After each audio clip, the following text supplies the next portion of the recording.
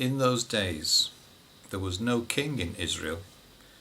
Every man did what was right in his own eyes. As the book of Judges comes to an end, we find that in one of the last few chapters in 17. It's not going to end well, and that says it all. They've lost track. Everyone is doing what they think is best. Now that actually might sound great. They've got freedom. They can find their own way.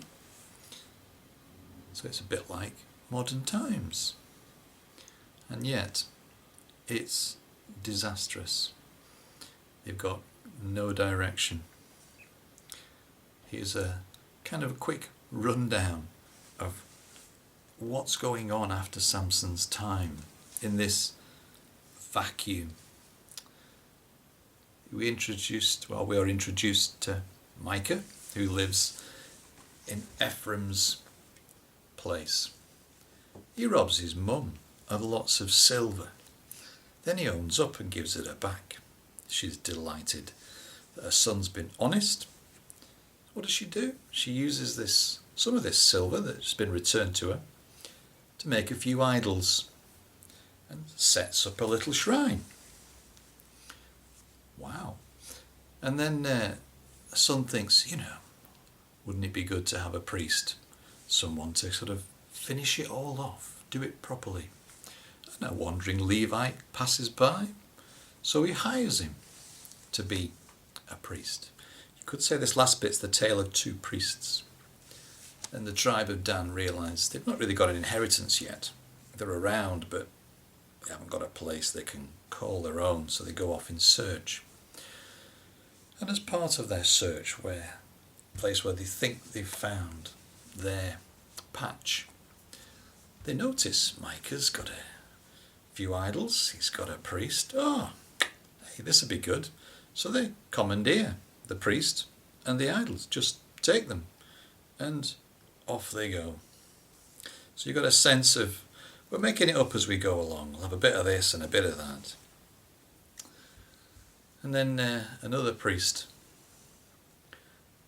who seems to have got tangled up with a wife who's not been faithful to him. Then he goes and reclaims her because she's gone home to her father. On his way back to his home, he sojourns in a place overnight, and his concubine gets abused by a group of people from the town. So he sends out a quite alarming, horrific signal to all the other tribes and says, this has happened to me. And the other tribes are up in arms because of the way that he's done this. And they want to get it sorted. So it's happened on the turf of the tribe of Benjamin. So they're saying, right, come on Benjamin, you lot, surrender these guys and we can sort them out for this crime that they've committed, this atrocity. But Benjamin was not in a mind to do that. It happened on their turf, maybe. And so, as the book of Judges ends, we get civil war. The 11 tribes of Israel against the tribe of Benjamin. And after 2 days, it's 2-0 to Benjamin. They've done rather well. But on the third day, the rest of Israel prevail. And basically, when the slaughterings all died out, they've realised they've decimated one of their tribe. They do find ways to restore that and get things back on track, but not the best way to end a book. In those days, there was no king in Israel. Every man did what was right in his own eyes.